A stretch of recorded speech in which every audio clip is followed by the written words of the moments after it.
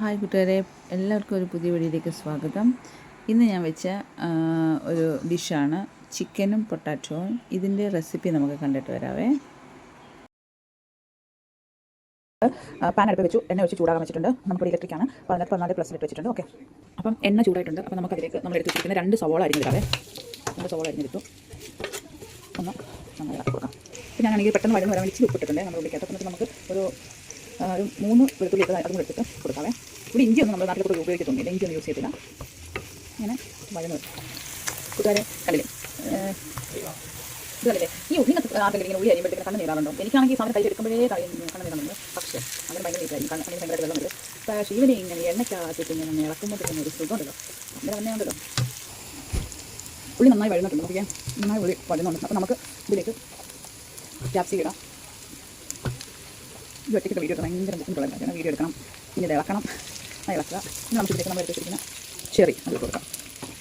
ഇത് രണ്ടും കൂടെ ഒന്ന് ഇളക്കാം, ഒന്ന് ചില സാധനം ഇളക്കി. ഇപ്പോൾ നമ്മളിതൊന്ന് ഇളക്കി എടുത്ത് വന്നിട്ടുണ്ടല്ലോ. അപ്പോൾ നമുക്ക് ഇതിലേക്ക് കുറച്ചൊരു മസാല ഇടാം. നമ്മുടെ കുറച്ച് മസാല എടുത്ത് വെച്ചിട്ടുണ്ട്. എന്തൊക്കെയാണ്? കുരുമുളകിൻ്റെ ക്രഷ് ചെയ്ത് കുരുമുളക്, ഇത് കുരുമുളക് പൊടി, മഞ്ഞപ്പൊടി, ഉപ്പ്. ഉപ്പ് ഞാൻ കുറച്ച് നേരത്തെ ഇട്ടിട്ടുണ്ട്, അപ്പോൾ അതുകൊണ്ട് നമുക്ക് ഉപ്പ് പിന്നിടാം. ഓക്കെ, അപ്പോൾ നമുക്ക് ആദ്യം കുറച്ച് ഒരു കുരുമുളക് പൊടി ഇടാമേ.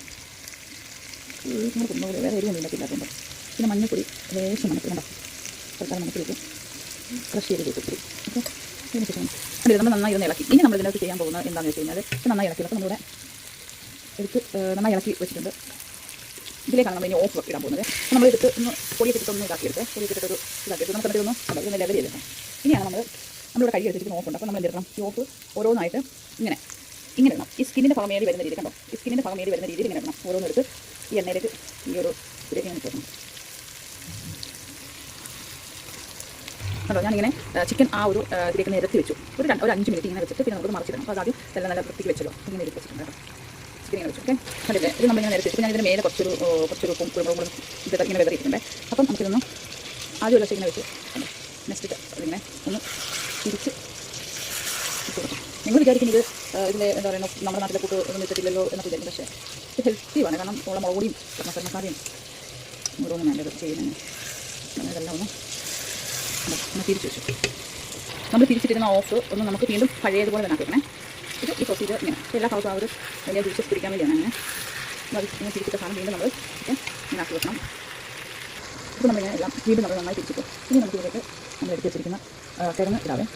കിഴങ്ങ് നമുക്ക് ഇതിലേക്ക് ഇടാം. നമുക്ക് വെള്ളം ഒഴിച്ച് കഴിഞ്ഞാൽ അപ്പോൾ നമുക്ക് വെള്ളം ഒഴിച്ച് ഞാൻ വെള്ളം ഒഴിച്ച് കഴിഞ്ഞിട്ട് നമുക്ക് ഒന്ന് ഇളക്കി കൊടുക്കാവേ. കിഴങ്ങൊക്കെ ഇട്ടിട്ടൊന്ന് വെള്ളം ഒഴിക്കുന്നത് ഞാൻ മറന്നു കേട്ടോ. വെള്ളം ഒഴിച്ചു ഒഴിച്ച് കഴിഞ്ഞിട്ട് നമുക്കൊന്ന് കിഴങ്ങിലേക്ക് കഴിഞ്ഞാൽ നമുക്ക് കിഴങ്ങിൻ്റെ മേലേക്ക് കുറച്ചൊരു കുരുമുളകിൻ്റെ ക്രഷ് പൗഡർ നമുക്ക് ഇതിൻ്റെ മേലെ ഇങ്ങനെ വിതറി കൊടുക്കാം. എല്ലായിടത്തും എത്തുന്ന രീതിയിൽ കുരുമുളക് എത്തുന്ന രീതിയിൽ നമുക്കൊന്ന് വിതറി കൊടുക്കാം. പിന്നെ ഇതിൽ പ്രധാനപ്പെട്ടതായിട്ടുള്ള നാരങ്ങ നമുക്ക് ഇട്ട് കൊടുക്കാം. ഒരു ഭാഗത്തായിട്ട് നാരങ്ങ ഇട്ട് കൊടുക്കാം. 4 പീസ് നാരങ്ങ നമുക്ക് ഇട്ട് കൊടുക്കാം. ഓക്കെ, ഇത്രയേ ഉള്ളൂ. അപ്പോൾ നമുക്ക് ഇത് അടച്ച് വെക്കാവേ. നമ്മൾ അടച്ച് വെച്ചു. നീര് ഇങ്ങനെ ഒന്ന് തിളക്കട്ടെ. ഓക്കെ, ഇതാണ് പൊട്ടാറ്റോ ചിക്കൻ. ഇതെല്ലാവരും ഒന്ന് മസ്റ്റായിട്ട് ട്രൈ ചെയ്ത് നോക്കണം. മസാലകളോ എരിവോ ഒന്നും ഇല്ലാത്ത നല്ല സൂപ്പറായിട്ട് ടേസ്റ്റുള്ള ഒരു ഫുഡാണ്. അപ്പം എല്ലാവരും ആരോഗ്യത്തോടെ ഇരിക്കുക. ഇനി നമുക്ക് അടുത്ത വീഡിയോയിൽ കാണാം. Bye, thank U.